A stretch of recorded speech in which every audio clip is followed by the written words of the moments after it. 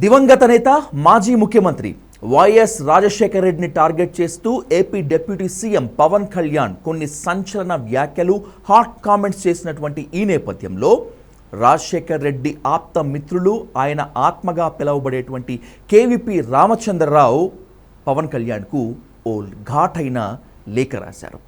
ఆ లేఖను ఇప్పుడు ఒకసారి గనక చూస్తే, ప్రియమైన ఆంధ్రప్రదేశ్ ఉప ముఖ్యమంత్రి శ్రీ పవన్ కళ్యాణ్ గారికి అభినందనలు. కాంగ్రెస్ అనగానే మీకు రాజశేఖర రెడ్డి గారు గుర్తుకు వచ్చినందుకు. నిజమే, రోజుకు ఒక రంగును మార్చే రాజకీయ ఊసరవెల్లులు ఉన్న ఈ కాలంలో నికార్సైన కాంగ్రెస్ నాయకుడంటే గుర్తుకు రావాల్సింది డాక్టర్ వైఎస్ రాజశేఖర రెడ్డి గారే.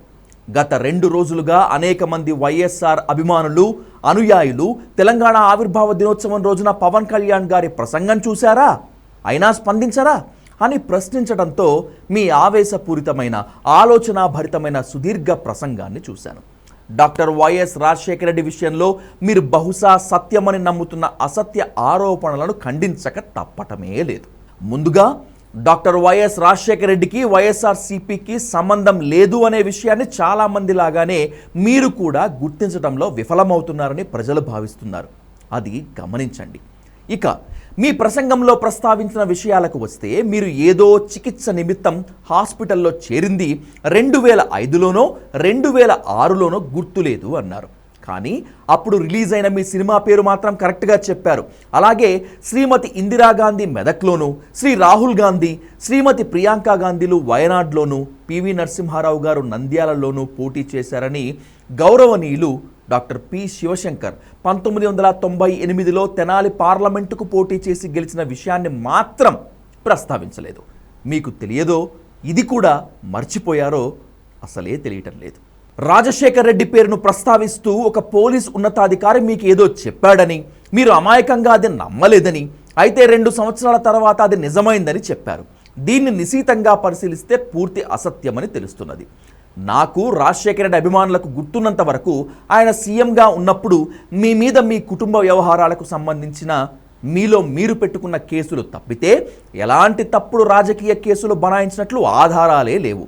కానీ కేసులు బనాయించారని మీరు ఒక ఆరోపణ చేశారు. శ్రీ జలగం వెంగళరావు గారి నుంచి నేటి ముఖ్యమంత్రి శ్రీ రేవంత్ రెడ్డి గారి వరకు అనేక కాంగ్రెస్ ముఖ్యమంత్రుల పనితీరును గమనించే అవకాశం నాకు లభించింది.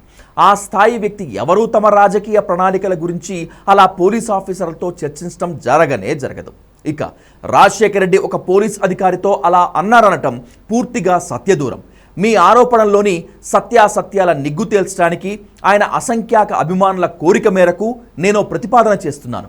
మీరు చెప్పిన ఆ ఉన్నత పోలీస్ అధికారి అప్పటికి ఐజీ, ఆపై ఆ స్థాయి ఆఫీసర్ ఎవరైనా సరే లై డిటెక్టర్ ముందు మీరు ఆరోపించిన విధంగా రాజశేఖర రెడ్డి చెప్పారని చెప్పితే, లక్షలాదిగా ఉన్న రాజశేఖర రెడ్డి గారి అభిమానులు నేను కలిసి 10 కోట్ల రూపాయలు తెలంగాణ రాష్ట్ర ముఖ్యమంత్రి రిలీఫ్ ఫండ్కు, లేదా అది మీకు ఇష్టం లేకపోతే మీరు చెప్పిన ఏ స్వచ్ఛంద సంస్థకు కానీ ఇచ్చేందుకు సిద్ధం అని తెలియజేస్తున్నాను.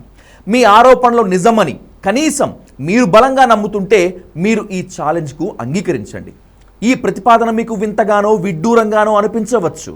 కానీ రాజశేఖర రెడ్డి వంటి ఒక ప్రజా నేత గురించి ఆయన చనిపోయిన 17 ఏళ్ల తర్వాత కూడా గుండెల్లో గుడికట్టి పూజించుకుంటున్న అసంఖ్యాక అభిమానులకు ఆయనపై ఇలా ఆధారాలు లేని ఆరోపణలు చేయటం చాలా బాధను కలిగిస్తుంది.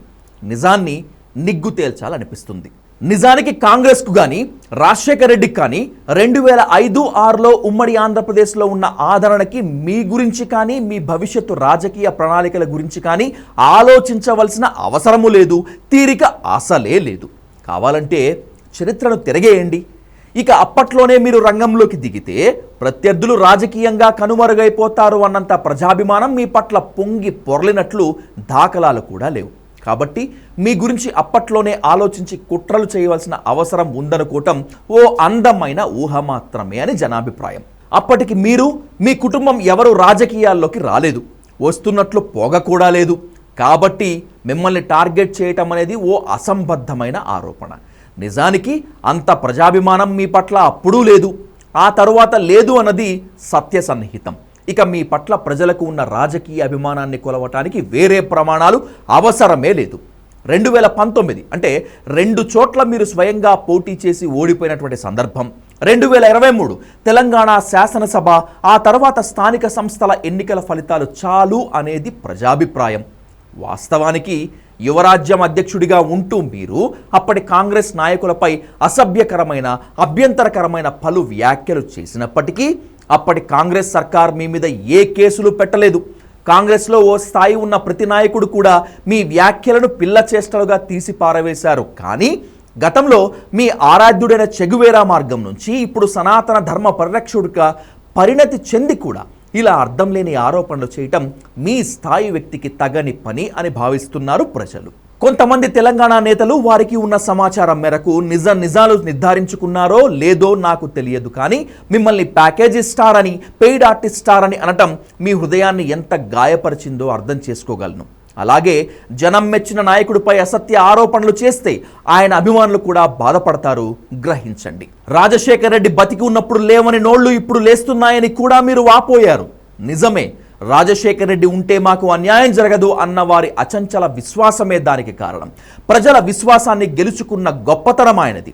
ఆ విశ్వాసాన్ని ప్రజలకు ఇవ్వగలిగిన నాయకుడిని ఎవరినైనా ప్రజలు ఆదరిస్తారు, అనుమానం అవసరమే లేదు. రాజకీయంగా రాజశేఖర్ రెడ్డికి ఉమ్మడి తెలుగు రాష్ట్రాల్లో లక్షలాది మంది అభిమానులు ఉన్నారు. వారిలో కొంతమంది ఒక హీరోగా మిమ్మల్ని అభిమానిస్తారు. వాళ్లలో కొంతమంది ప్రస్తుతం మీ జనసేనలోనూ ఉన్నారు. మీరు అనవసరంగా రాజశేఖర్ రెడ్డిని నిందించి వారి మనసులను గాయపరిచి మీ పట్ల విముఖత కలిగేలా ప్రవర్తించవద్దనేటువంటిది ప్రజల కోరిక. తెలంగాణలో మీరు పెట్టాలనుకుంటున్నటువంటి సభకు అనుమతి నిరాకరించడానికి ఇక్కడి కాంగ్రెస్ సర్కార్కి సహేతుక కారణాలు ఉండి ఉండొచ్చు. ఆ కారణాల గురించి తెలుసుకోకుండా కాంగ్రెస్ను, రాజశేఖర్ రెడ్డిని నిందించి ప్రయోజనమే లేదు. వ్యక్తులతోనో పార్టీలతోనో మీకు రాజకీయ శత్రుత్వం గనక ఉంటే అది వాళ్లతో తేల్చుకోండి. మధ్యలో రాజశేఖర్ రెడ్డిని, కాంగ్రెస్ పార్టీని లాగి అబాసుపాలు కాకూడదు అనేది ప్రజల ఆకాంక్ష. మొన్నటి సంఘటనపై మీ ముఖ్యమంత్రి చంద్రబాబు గారు, కొంతమంది తెలంగాణ నేతలు మీ పట్ల చేసిన వ్యాఖ్యలలో తప్పులు వెతికారు. కానీ తెలంగాణ ఆవిర్భావ దినోత్సవాన్ని ఉత్సాహంగా, పవిత్రంగా జరుపుకుంటున్న వారి మధ్యలో తెలంగాణ రాజధానిలో ఆయన డిప్యూటీ గారు ఆవేశంతో కలకలం సృష్టించడం గురించి సూచనప్రాయం కూడా విచారం వ్యక్తం చేయకపోవటం బాధాకరమని అభిప్రాయపడుతున్నారు తెలంగాణ ప్రజలు. అయినా తెలంగాణలో కూడా మీరు ప్రజానాయకుడిగా ఎదగాలనుకుంటే తప్పేమీ లేదు. ఆంధ్రప్రదేశ్ విభజన చట్టంలో తెలంగాణకు, ఆంధ్రకు ఇంకా తీర్చవలసిన హామీలు చాలానే ఉన్నాయి. కానీ అసలు హామీలను దాచిపెట్టి పాచిపోయిన లడ్డూలను పంచిపెడుతున్న మోదీని ఎదిరించి తమను సాధించే యోధుడి కోసం గత 12 ఏళ్లుగా అవి కళ్ళు కాయలు కాచేలా ఎదురు చూస్తూనే ఉన్నాయి. ఆ హామీలను సాధించడానికి 2 తెలుగు రాష్ట్రాల్లోనూ కాంగ్రెస్ పార్టీ తీవ్రంగా కృషి చేస్తూనే ఉంది. వాటిని సాధించడానికి కేంద్రంపై యుద్ధానికి కాంగ్రెస్కు సహకరించండి, లేదా తెలుగుదేశం పార్టీ జాతీయ అధ్యక్షుడు చంద్రబాబు గారిని ఒప్పించి కూటమి తరపునో లేదా వ్యక్తిగతంగానో పోరాడి ఆ హామీలను సాధించి ప్రజల అభిమానాన్ని చూరగొనండి. శుభాకాంక్షలతో భవదీయుడు కేవీపీ రామచంద్రరావు.